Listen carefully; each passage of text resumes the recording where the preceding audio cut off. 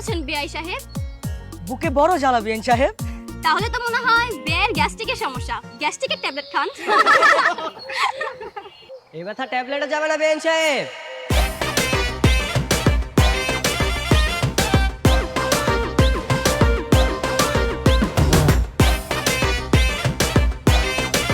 আপনার হাতে ঠান্ডা শরবত খেলে এই ব্যথা এমনিতেই চলে যাবে বিআইন সাহেব। তো দেরি না করে আগে আমাদের শরবতটা খাওয়ান। হুম, এভাবে তো শরবত খাওয়াবো না। আগে আপনাদের সাথে আমাদের দেনা পাওনার হিসাবটা ফাইনাল করি, তারপর না হয় এই শরবত খাবেন। আরে আফসোস, বিআইন আমাদের কষ্টটা বুঝলো না। হ্যাঁ বিআইন সাহেব, আমরা শরবতটা খেতে খেতে হিসাব নিকাশ ফাইনাল করি। সমস্যা নেই, আমরা হচ্ছে দিলওয়ালা বংশের মানুষ। মানুষের মনে কিভাবে জায়গা করে নিতে হয় সেটা আমরা খুব ভালো করে জানি। শরবতটাকে খাওয়ান, তারপরে যত টাকা যাবেন তত টাকাই দিব। ঠিক আছে, দেখা যাবে বিআইরা কত বড় দিলওয়ালা। এই নেন শরবত।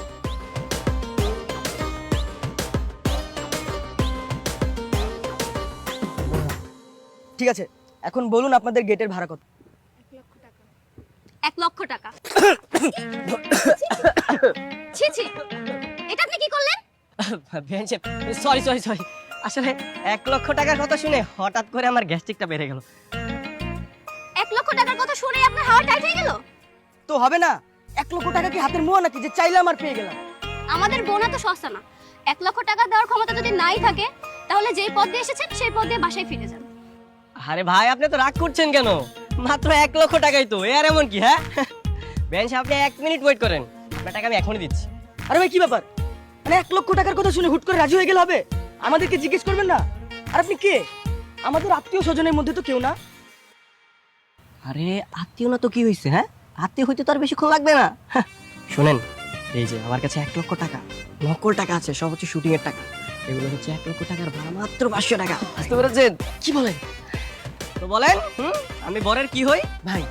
ভাই এই নেন বিআইন সাহেব, আপনার 1 লক্ষ টাকা। এবার তো ভিতরে যেতে দিবেন না? কেচিটা দে তো। এই নেন, ফিতাটা কেটে ভিতরে আসেন। আরে ছাড়েন।